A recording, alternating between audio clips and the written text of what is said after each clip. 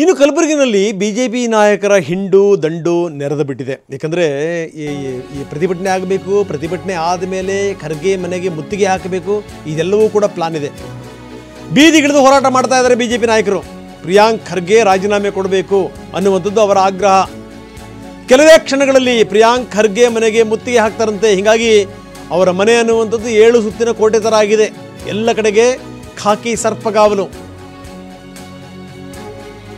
BJP ಗೂಂಡಾಗಿರಿಗೆ ನಮ್ಮ ಗಾಂಧಿಗಿರಿ ಅಂತ banner ಹಾಕಲಾಗಿದೆ.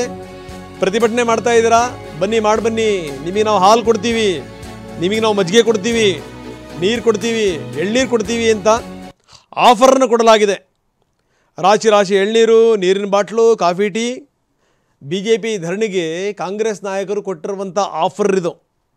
ಬನ್ನಿ, ಆತಿಥ್ಯ ಕೊಡ್ತೀವಿ, ನಿಮ್ಮ ಪ್ರತಿಭಟನೆಗೆ ನಮ್ಮ ಸ್ವಾಗತವಿದೆ ಅಂತ. ನೋಡಿ, ಎಳ್ನೀರು ಬರ್ತಾ ಇದೆ, ನೋಡ್ತಾ ಇದ್ದೀವಿ.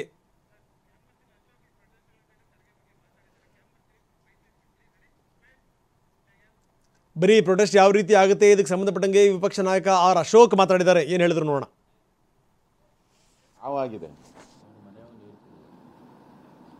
ಆ ಇಡೀ ಕುಟುಂಬ, ಆ ಇಡೀ ಪರಿವಾರ, ಇಡೀ ಸಮುದಾಯ ನೋವಿನಲ್ಲಿದೆ.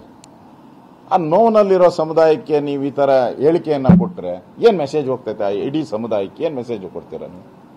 ಇಡೀ ಗುತ್ತಿಗೆದಾರರ ಸಮಾಜಕ್ಕೆ ಏನ್ ಮೆಸೇಜ್ ಕೊಡ್ತೀರಾ? ಆ ಸಮುದಾಯಕ್ಕೆ ಏನ್ ಮೆಸೇಜ್ ಕೊಡ್ತೀರಾ? ಆ ಕುಟುಂಬಕ್ಕೆ ಏನ್ ಮೆಸೇಜ್ ಕೊಡ್ತೀರಾ?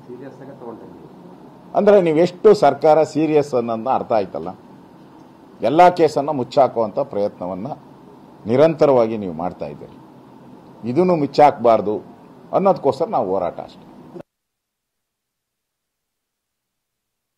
ಅವ್ರು ಹೇಳಿದ್ದು, ಈ ಬಿಸಿಗೆ ನಾನ್ ತಂಪು ಮಾಡ್ಕೊಳಕ್ಕೆ ನನ್ನ ತಲೆ ಮೇಲೆ ಐಸ್ ಇಟ್ಕೊಂಡಿದ್ದೀನಿ, ತಂಪು ಪಾನೀಯ ನಾನು ಕುಡಿತಾ ಇದ್ದೀನಿ ಅಂತ ಅವ್ರು ಹೇಳ್ತಾ ಇರ್ಬೋದು. ಮೋಸ್ಟ್ಲಿ ಅವ್ರು ತಂಪು ಮಾಡ್ಕೊಬೇಕು, ನಾವಲ್ಲ. ಬಿಸಿಯಾಗಿರೋದು ಅವ್ರ ತಲೆ. ಯಾಕಂದ್ರೆ ತಪ್ಪು ಮಾಡಿರೋದು ಇಲ್ಲಿ ಅವರು.